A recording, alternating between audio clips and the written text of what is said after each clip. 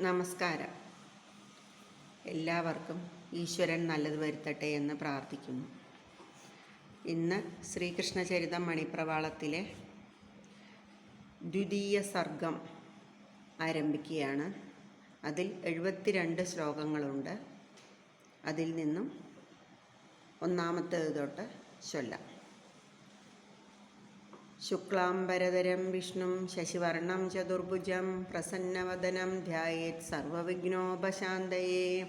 ഗുരുർബ്രഹ്മ ഗുരുർവിഷ്ണു ഗുരുർദേവോ മഹേശ്വര ഗുരുസാക്ഷാൽ പരം ബ്രഹ്മ തസ്മൈ ശ്രീ ഗുരവേ നമഃ. സരസ്വതീ നമസ്തുഭ്യം വരദേ കാമരൂപിണി വിദ്യാരംഭം കരിഷ്യാമി സിദ്ധിർഭവതു മേ സദാ. കളവേണൂരവകളായ നീലാം കമലാചുംബനരംബടോതിരമ്യാം അളിബോധൈവാരവിന്ദൻ മധ്യേ രമതാമഹ്യഗി ദേവകീ കിശോരാം.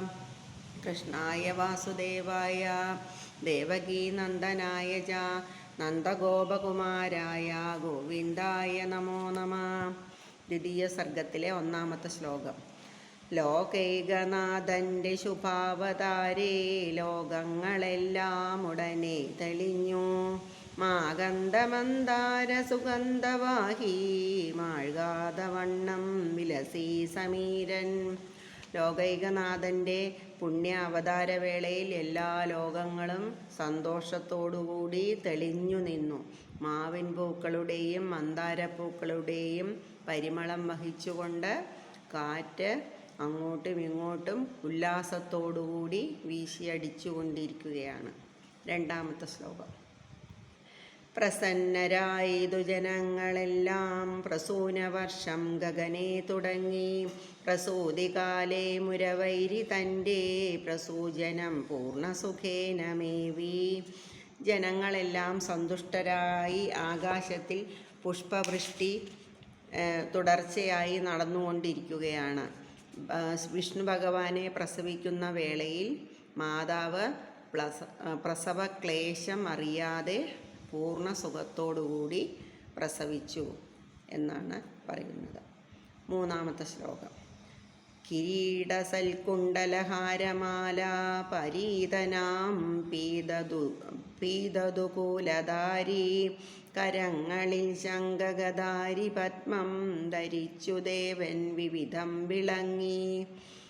കിരീടം, അഴകുള്ള കർണാഭരണങ്ങൾ, മുത്തുമാല എന്നിവയാൽ വിഭൂഷിതനായും മഞ്ഞപ്പട്ടുടയാട ധരിച്ചവനുമായ ദേവൻ തൃക്കൈകളിൽ ശംഖം, ചക്രം, ഗദ, പത്മം എന്നിവ ധരിച്ച് പലവിധത്തിലും ശോഭിച്ചു. നാലാമത്തെ ശ്ലോകം. അനന്തരം വിഷ്ണു ശരീരമപ്പോൾ അനന്തകാന്തി പ്രസരേണ ദൃഷ്ട്വാ അനന്തസന്തോഷരസം സ്തുതിച്ചാൻ അനന്തരായം വസുദേവനേവം.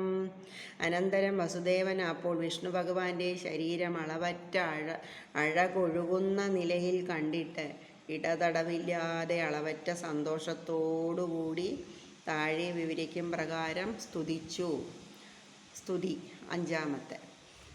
നമോസ്തുതേ മാധവ ശാർങ്ങപാണേ നമോസ്തുതേ കേശവദീനബന്ധോ നമോസ്തുതേ ലോകപദേ മുരാരേ നമോസ്തുതേ നാഥദയാപയോദേ. അല്ലയോ മാധവ ശാർങ്ങപാണേ, അങ്ങേക്ക് നമസ്കാരം. അല്ലയോ കേശവ, ദീനന്മാർക്ക് ബന്ധുവായിട്ടുള്ളവനെ, അങ്ങേക്ക് നമസ്കാരം. അല്ലയോ ലോകൈകനാഥ മുരാന്തക, അങ്ങേക്ക് നമസ്കാരം. അല്ലയോ നാഥ കൃപാ സാഗരമേ, അങ്ങേക്കു നമസ്കാരം എന്നെല്ലാം പറഞ്ഞ് വസുദേവര് ഭഗവാനെ സ്തുതിക്കുകയാണ്. അറിഞ്ഞുകൂടാത്തവനെങ്കിലും ത്വാമറിഞ്ഞു ഞാൻ ത്വൽകൃപ കൊണ്ടിതാനീം. അറിഞ്ഞു പോകാത്ത ഗുണേന വിശ്വം നിറഞ്ഞുമേവും നിഖിലേശ്വരൻ നീ. ഞാൻ അറിവില്ലാത്തവനാണെങ്കിലും അങ്ങയുടെ കൃപാവായ്പിനാൽ അങ്ങയെ ഇപ്പോൾ അറിഞ്ഞിരിക്കുന്നു. യോഗീശ്വരന്മാർക്ക് പോലും പൂർണ്ണമായി മനസ്സിലാക്കാൻ കഴിയാത്ത ഗുണം കൊണ്ട് ലോകം നിറഞ്ഞു വസിക്കുന്ന സർവേശ്വരനാണ് അങ്ങ് എന്ന് പറയുകയാണ്. 7-ാമത്തെ ശ്ലോകം. വിളക്കുപോലെ വിവിധ പ്രപഞ്ചേ വിളങ്ങുമാനന്ദമയ സ്വരൂപിൻ ഇളക്കമില്ലാത്ത മഹാരുചേ നീ ഇളയ്ക്കൊലാ രക്ഷണമീക്ഷണം മേ. വൈവിധ്യമേറിയ പ്രപഞ്ചത്തിൽ വിളക്ക് പോലെ ശോഭിക്കുന്ന അല്ലയോ ആനന്ദസ്വരൂപ, നിത്യമായ സൗന്ദര്യത്തോടു കൂടിയവനെ, ഈ ക്ഷണത്തിൽ എൻ്റെ രക്ഷയ്ക്ക് കുറവ് വരുത്തരുതേ എന്ന് പറഞ്ഞ് വീണ് നമസ്കരിക്കുകയാണ് വസുദേവര്. വിശ്വങ്ങളെല്ലാം ഉളവാക്കി മുന്നം വിശ്വാസപൂർവം പരിരക്ഷ ചെയ്തും നിശേഷമമ്പോടത സംഹരിച്ചും നശോകമോദം വിളയാടുകോൺ നീ. ആദിയിൽ ലോകങ്ങളെല്ലാം സൃഷ്ടിച്ച് അവയെ വിശ്വാസപൂർവം പരിരക്ഷിക്കുകയും ചെയ്ത അനന്തരം ദയാപൂർവം അവയെല്ലാം നശിപ്പിക്കുകയും ചെയ്ത് ഹർഷവിഷാദങ്ങൾ കൂടാതെ ക്രീഡിക്കുന്നവനാണ് അങ്ങുന്ന്. 9-ാമത്തെ. ആകാശതലം കണക്കെ സംഭാവനം ചെയ്യിലിതം പ്രപഞ്ചം സംബന്ധമുണ്ടാക്കിനമായ തന്നിൽ ബിംബിച്ചു കാണുന്നു ഭവൽക്കടാക്ഷാൽ.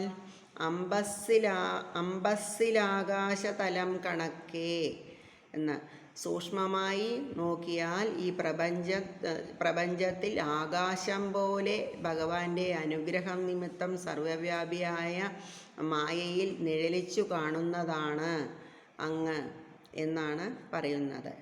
ജ്ഞാനം മനസ്സിൽ ജനിയായിക മൂലം ഞാനെന്നഹംഭാവമഹോ ജനാനാം നൂനം വിഭോ നിൻ ചരിതം ഗ്രഹിച്ചാൽ ആനന്ദമല്ലാതൊരു ഭാവമുണ്ടോ.